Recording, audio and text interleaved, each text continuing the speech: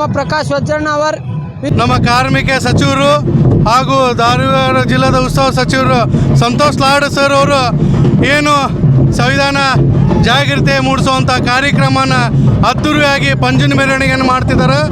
ಇದು ಎಲ್ಲ ರಾಜಕಾರಣಿಗಳು ಎಚ್ಚರಿಸ್ಕೊಳ್ಬೇಕಾಗತ್ತೆ.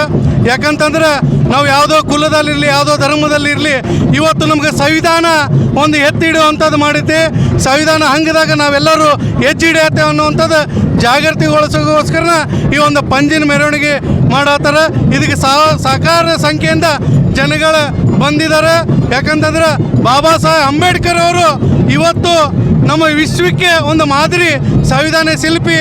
ಅವರ ಒಂದು ಮಾರ್ಗದಾಗ ನೀವೆಲ್ಲ ನಡೆಯೋಣ ಅಂತೇಳಿ ಎಲ್ಲರಿಗೂ ಜೈ ಭೀಮ್, ಜೈ ಭಾರತ್. ನಮ್ಮ ಹೆಸರು ಸುವರ್ಣ ಕಲ್ಲಕುಂಟ್ಲ ಅಂಥೇಳಿ ಮಹಾನಗರ ಪಾಲಿಕೆಯ ವಿರೋಧ ಪಕ್ಷ ನಾಯಕರಾಗಿ ಮಾತಾಡ್ತಾ ಇದ್ದೀವಿ. ಇವತ್ತಿನ ದಿವಸ ಏನು ಇದು ಒಂದು ಸಂವಿಧಾನ ಬಗ್ಗೆ ಜಾಗೃತಿ ಏನಿದೆ, ತುಂಬ ಒಳ್ಳೆಯ ಸಂದೇಶ ಇದು.